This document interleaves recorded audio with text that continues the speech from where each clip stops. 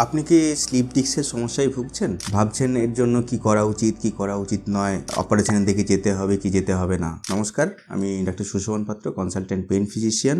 Slip ডিস্কের সমস্যা খুব কমন। আমাদের যে স্পাইনাল কর্ডের বোনস রয়েছে, যে ভার্টিব্রা রয়েছে, সেই ভার্টিব্রার মধ্যে রয়েছে আমাদের একটা জেলি জাতীয় পদার্থ, সেটাকে ডিস্ক বলা হয়। এই যে ডিস্কের ভেতরের যে অংশটি, সেটি নরম জেলি জাতীয় পদার্থ।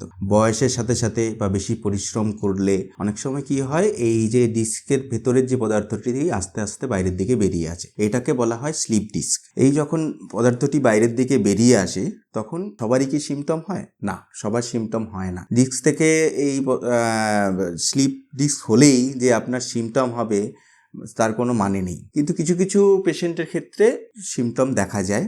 যদি ধরুন আপনার কোমরে ব্যথা হচ্ছে বা কোমর থেকে পায়ের দিকে ঝিনঝিন অবসভাব যাচ্ছে, পায়ে কাটা ফোটার মতো অনুভূতি হচ্ছে, তার মানে এই যে ডিস্কের যে পদার্থটি বেরিয়ে আপনার নার্ভের উপরে কম্প্রেশন করছে, সেই কম্প্রেশনের জন্য আপনার এই সিমটমগুলি হচ্ছে। তো কি করবেন? দেখুন, নর্মালি যদি আপনার ইনসিডেন্টাল ফাইন্ডিং হয় যে আপনার একটা স্লিপ ডিস্ক হয়েছে, ইনসিডেন্টাল ফাইন্ডিংয়ের ক্ষেত্রে অনেক সময় কোনো রকম থেরাপির দরকার হয় না।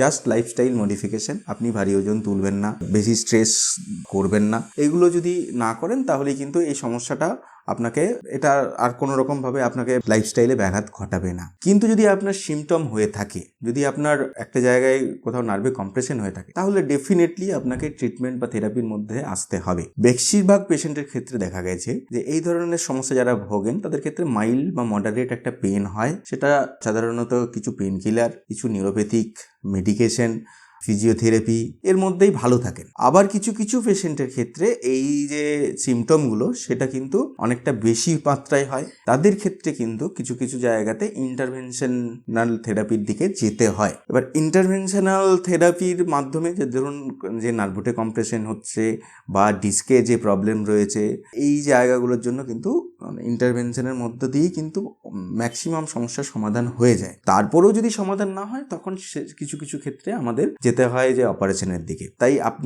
আপনার যদি স্লিপ ডিস্ক বা এই ধরনের প্রবলেম হয়ে থাকে, তার মানেই যে আপনাকে অপারেশনের দিকে যেতে হবে তা একদমই নয়। বেশিরভাগ মানুষের ক্ষেত্রেই কিন্তু আমাদের অপারেশনের দিকে যেতে হয় না, এবং বেশিরভাগ মানুষ বুঝতেই পারেন না যে তার একটা স্লিপ ডিস্ক হয়েছে। স্লিপ ডিস্ক হওয়ার বহু বছর পরে কিন্তু ফাইন্ডিংস মানে সিমটমস আছে, তখন কিন্তু আমাদের তারা আসেন এবং ভাবনা চিন্তা করেন কি করা উচিত কি করা উচিত নয়।